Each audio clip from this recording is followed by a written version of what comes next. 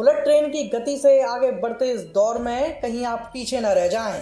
इसलिए हम यहाँ तैनात हैं आपको देश दुनिया की खबरों से मुखातिब कराने के लिए। नमस्कार, मैं सचिन कुमार स्वागत करता हूँ आपका विप्स रिदम के साप्ताहिक न्यूज़ बुलेटिन में। और आज की हेडलाइंस हैं: केरल में ईसाई धार्मिक सभा में धमाके, 3 की मौत, 51 हुए घायल। धमाकों के वक्त सम्मेलन में मौजूद थे 2000 से अधिक लोग, जांच जारी। आंध्र प्रदेश में टकराई 2 ट्रेनें, 11 की मौत, हादसे में कई लोग हुए जख्मी, राहत और बचाव कार्य जारी। आबकारी नीति मामले में आज ईडी के सामने पेश नहीं होंगे केजरीवाल। यूएन में इजराइल पैलेस्टाइन संघर्ष विराम प्रस्ताव गिरा, भारत समेत 44 देश मतदान से रहे दूर। भारतीय पैरा खिलाड़ियों ने बनाया कीर्तिमान, हांगजू में लगाया पदकों का शतक, 29 स्वर्ण पदक समेत 111 पदक जीते। केरल में एर्नाकुलम जिले के कलामसैरी में ईसाई समुदाय यहोवा के साक्षी के एक सम्मेलन केंद्र में रविवार सुबह हुए धमाकों में 2 महिलाओं की मौत हो गई और 51 लोग घायल हो गए। इनमें 5 की हालात बेहद गंभीर है। धमाकों के वक्त सम्मेलन केंद्र में 2000 से अधिक लोग मौजूद थे। केंद्रीय और राज्य एजेंसियां घटना की जांच कर रही हैं। खुद को यहोवा के साक्षी समूह का ही सदस्य बताने वाले कोची के एक व्यक्ति त्रिचूर पुलिस के सामने आत्मसमर्पण कर विस्फोटों की जिम्मेदारी ली है। प्रदेश के राज्यपाल आरिफ मोहम्मद खान और मुख्यमंत्री पिनराई विजयन ने घटना को बेहद दुर्भाग्यपूर्ण करार दिया है और घटना में मृत महिलाओं के स्वजन के प्रति गहरी संवेदना व्यक्त की है। वहीं केंद्रीय गृह मंत्री अमित शाह ने विजयन से बात कर हालात की जानकारी ली। Central agencies have already started the inquiries regarding this incident, and I am sure that they will go to the details of the incident and find out who and what are the reasons for this and who are behind this incident. I would like to appeal to the state government at this point to provide all sorts of medical assistance to those who have got injured in this incident. Andhra Pradesh के विजयनगरम जिले में रविवार देर शाम 2 ट्रेनों की टक्कर में 10 यात्रियों की मौत हो गई, जबकि कई अन्य घायल हो गए।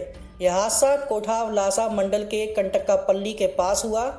पलासा एक्सप्रेस ने केवल टूटने की वजह से ट्रैक पर खड़ी विशाखापट्टनम रायगढ़ पैसेंजर ट्रेन को पीछे से टक्कर मार दी। इस दौरान विशाखापट्टनम रायगढ़ पैसेंजर ट्रेन की कुछ बोगियां पटरी से भी उतर गईं। हादसे के बाद प्रधानमंत्री नरेंद्र मोदी ने रेल मंत्री अश्विनी वैष्णव से हालात का जायजा लिया। प्रधानमंत्री ने शोक संतप्त परिवारों के प्रति संवेदना व्यक्त की और घायलों के जल्द ठीक होने की कामना की। 11 लोगों का अनफॉर्चुनेट डेथ है और जो इंजरीज हैं वो 50 अराउंड है। वर्तमान हम लोग एक्सग्रेसिया और कंपेंसेशन का पेमेंट जो है वो भी चालू है। ट्रैक रेस्टोरेशन आज शाम तक कंप्लीट हो जाएगा और वहाँ स्टेशंस में हमने हेल्प डेस्क का अरेंजमेंट किया है। उन हेल्प डेस्क में इंफॉर्मेशन हमने ये सारा फ्लो किया है। ईडी ने आबकारी नीति घोटाला मामले में दिल्ली के मुख्यमंत्री अरविंद केजरीवाल को पूछताछ के लिए समन जारी किया है। केजरीवाल को 2 नवंबर को ईडी के दिल्ली मुख्यालय में बुलाया गया था, लेकिन मध्य प्रदेश की रैली में शामिल होने के कारण वह पेश नहीं हो पाए। अभी यह साफ नहीं हुआ है कि केजरीवाल को आम आदमी पार्टी के प्रमुख के तौर पर समन किया गया है या दिल्ली के मुख्यमंत्री के रूप में। सुप्रीम कोर्ट में ईडी ने दिल्ली आबकारी नीति घोटाले की 45 करोड़ रुपये की रकम गोवा चुनाव में इस्तेमाल करने का आरोप लगाया और इसे साबित होने की स्थिति में आम आदमी पार्टी को आरोपित बनाने का दावा किया गया है। वहीं आबकारी नीति घोटाले के दौरान दिल्ली के मुख्यमंत्री के रूप में केजरीवाल की भूमिका भी जांच के दायरे में है।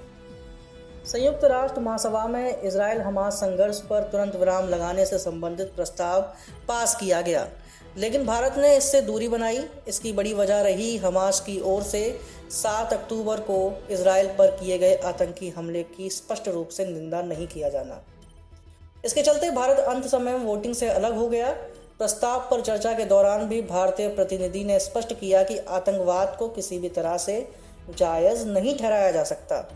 जॉर्डन की ओर से लाए गए प्रस्ताव पर चीन, फ्रांस, रूस, पाकिस्तान, बांग्लादेश, मालदीव समेत 121 देशों ने समर्थन किया, जबकि इजराइल और अमेरिका समेत 14 देश इसके विरोध में रहे। वहीं भारत समेत 44 देशों ने वोटिंग में हिस्सा नहीं लिया। अंत में अमेरिका ने वीटो कर इस प्रस्ताव को गिरा दिया। भारतीय पैरा खिलाड़ियों ने शनिवार को इतिहास रचकर हांगजू पैरा एशियाई खेलों में अपने अभियान का अंत 111 पदक जीतकर किया, जो किसी भी बड़े अंतर्राष्ट्रीय बहु खेल टूर्नामेंट में भारत का सर्वश्रेष्ठ प्रदर्शन है। भारतीय पैरा खिलाड़ियों ने 29 स्वर्ण, 31 रजत और 51 कांस्य जीते। इससे पहले 23 सितंबर से 8 अक्टूबर तक हुए हांगजू एशियाई खेलों में भारत ने 107 पदक जीते थे। तो यह थी इस सप्ताह की प्रमुख खबरें। बहुत बहुत शुक्रिया आपका विप्स रिद्म के साथ जुड़े रहने के लिए, और ऐसी ही खबरों के लिए अगले सप्ताह भी हमारे साथ जुड़े रहें।